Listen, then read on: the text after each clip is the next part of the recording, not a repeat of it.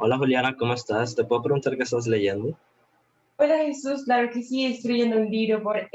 Héctor Abad, porque ayer me vi un conversatorio entre él y una autora, Irene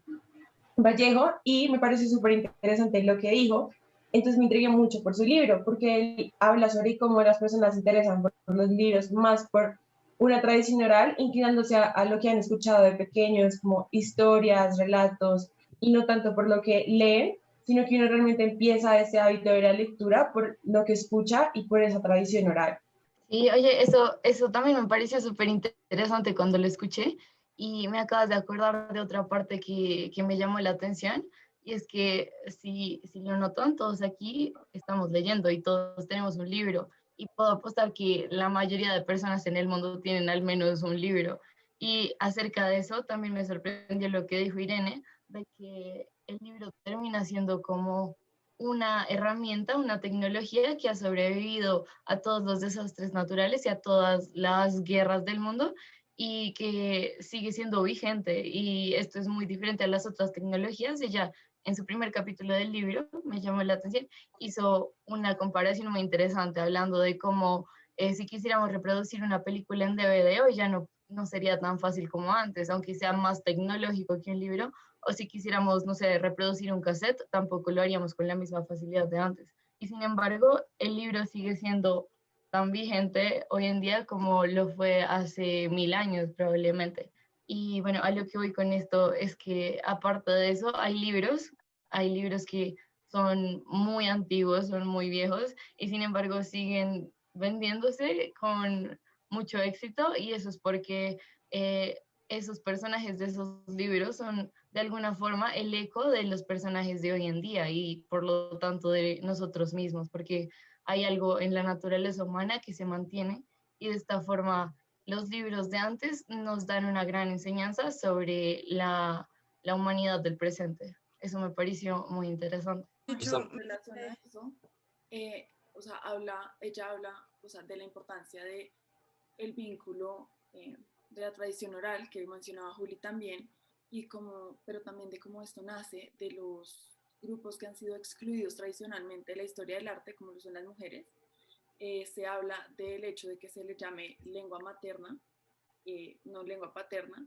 porque pues finalmente son las madres quienes dan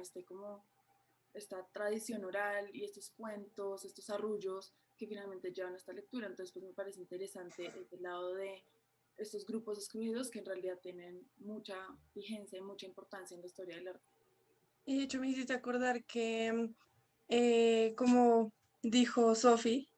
los libros son desde hace mucho tiempo y lo que hacen es recopilar las cosas y que uno se acuerde más fácil de los hechos, sea de ideas, de sentimientos, porque los sentimientos tienen memoria y los sentimientos casi nunca se olvidan. Y todas esas palabras, esa literatura se guarda a lo largo de los años para que uno no necesite o dependa de volver a hacer las cosas, porque ya hay cosas previas. Entonces, eso lo que hace es acercarnos más a las comunidades, que uno conozca más sobre el mundo y las culturas pasadas y cómo fue toda esa historia que surgió a partir de las escrituras. Justamente Irene estaba diciendo eso, como en una parte ella decía que uno utiliza los textos para plasmar lo que uno no quiere que se le olvide. Por eso me acordé mucho con lo que estabas diciendo. Sí, y pues no sé si a ustedes les pareció interesante, pero no es solamente lo que dice como el contenido del libro, sino el hecho de que ella describe que para ella escribir ese libro fue un juego. Entonces creo que ahí podemos ir como a esa conversación que teníamos en clase acerca de si la creación de arte viene de un juego, viene de un proceso incluso de terapia, con un proceso terapéutico, que es lo que ella menciona, y cómo pasamos de esta comunicación que empieza como por función, por ayudar, por supervivencia, le agregamos como una emoción o esta terapia o esta creatividad y llegamos a la literatura o a lo que sí se puede considerar arte. Entonces esa parte me parece interesante el conversatorio. Sí, Y respecto a eso también, perdón, hay una frase que me encantó que ella dijo sobre eso mismo precisamente y dijo, yo escribí este libro con esa libertad que te proporcionan las bajas expectativas, ¿no? Ella no le estaba apuntando a prestigio, a fama ni a dinero, sino que tenía bajas expectativas y por lo tanto eso le dio mucha libertad. Y yo sí pienso que esa libertad es un patrón en común de muchas otras obras artísticas que llegan a ser muy reconocidas, que tienen que venir con una intención de alguna forma pura y puramente expresión en este sentido. Ujú. Y aparte también como en esa parte de recreo, yo creo que también lo que dijo en un momento, que era que pasamos de dibujar el mundo a escribir la partitura de la historia. Entonces, yo creo que también ella estaba escribiendo esa partitura en la cual ella decía que no estaba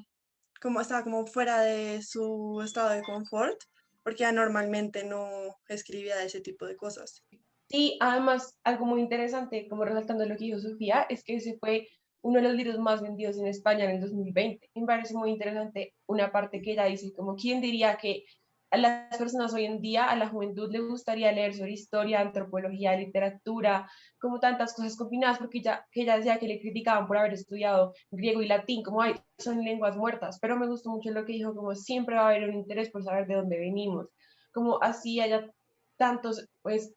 no sé, eventos, cosas tecnológicas que han surgido hoy en día, a las personas y a la humanidad en general siempre le ha interesado saber cómo, de dónde surgimos, por qué somos de esta forma, qué nos puede aportar saber de las comunidades de antes, en qué forma seguimos pareciéndonos a ellos, y eso realmente me cautivó muchísimo sobre su charla, me hizo pensar que en esencia puede que sigamos siendo iguales, es decir, ha cambiado la forma como vivimos, pero como somos como tal,